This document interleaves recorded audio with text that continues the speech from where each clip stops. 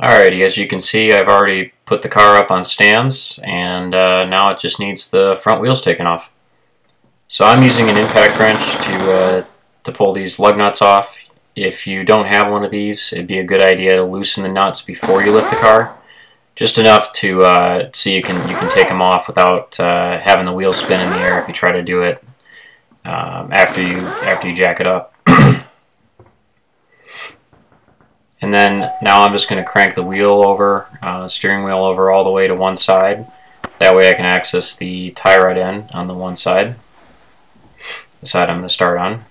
You can see there as it cranks over, you can see the end of the tie rod there.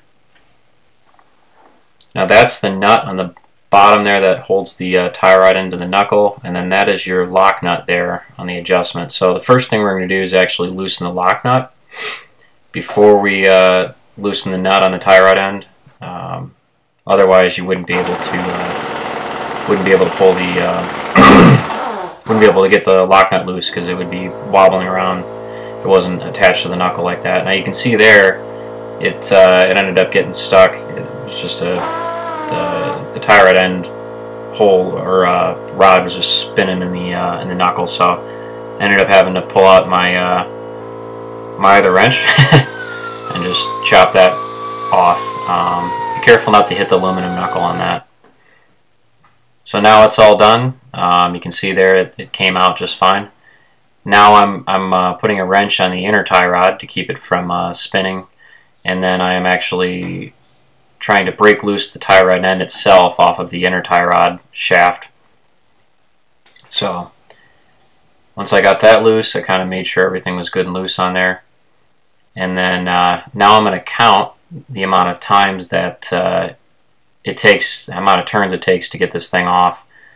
It's important to count these so that way when you go to put it back together, you can put it back on the same amount of turns so your alignment isn't like totally off and makes the car dangerous or a pain to drive to the shop for the alignment that you will need to do after this regardless. So this one here took 14 turns, and then it just kind of came off my hand here.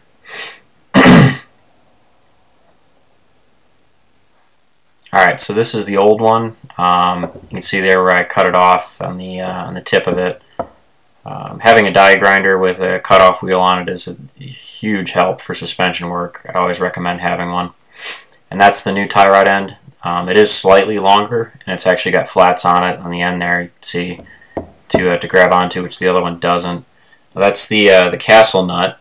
On this one, you can see the nut is slotted on the end, and that is so you can slide a cotter pin through it, and that essentially locks it on.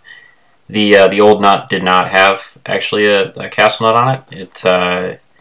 It just had some like a nylon thread locking thing on it. So you can see there, those are the parts that go on there, and then you can see here that little hole is where the cotter pin goes through.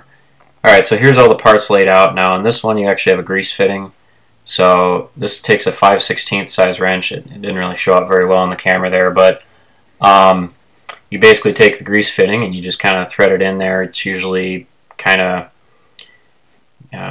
crude threads on those. Sometimes they don't go in straight, but as long as it's good and snug, and seals right, that's fine.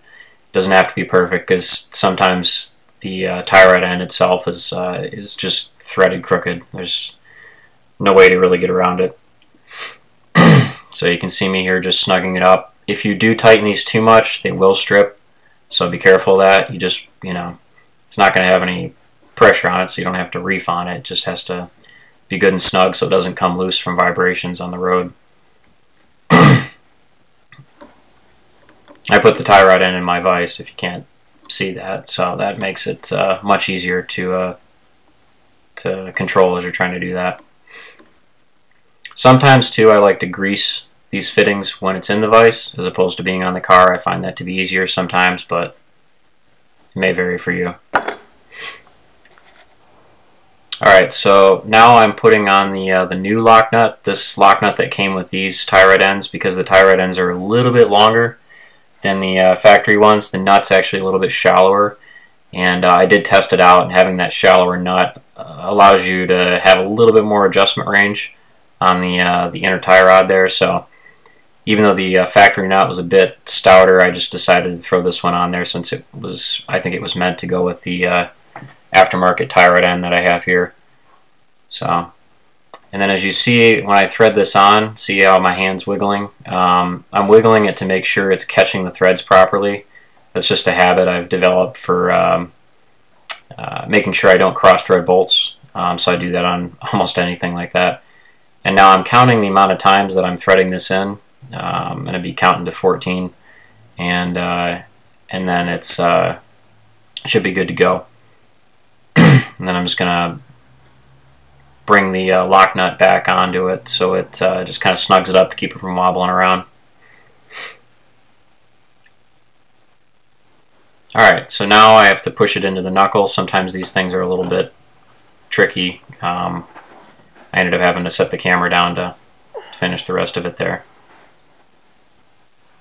Alright, so there was a washer that came in that kit, and then I put the castle nut on. It's a good idea to use that washer, that way the castle nut doesn't dig into the aluminum knuckle. The aluminum on these knuckles is, it's a lot softer than steel, so you want to be careful with it. So I just kind of hand snug it up to make sure it's threaded right. I take my impact gun on the lowest setting. It's important not to over torque these. Turned it all the way down to 1. Just snugged it up here.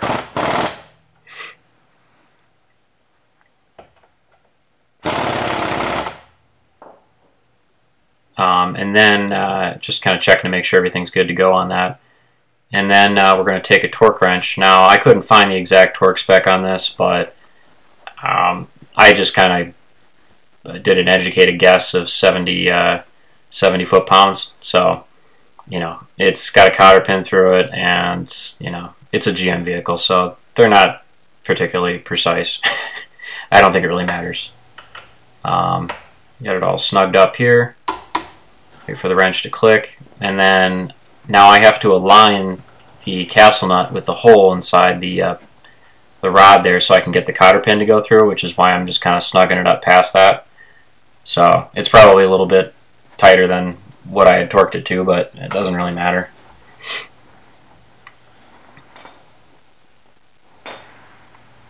Alright, so now that I've got that aligned, I'm going to take a pair of pliers and my cotter pin and slide that through. You can't really see it very well because the resolution on this camera sucks, but just kind of push it through and try to get it as snug in there as you can, and then bend the ends of the pin back so that they won't catch in anything and they'll stay secure.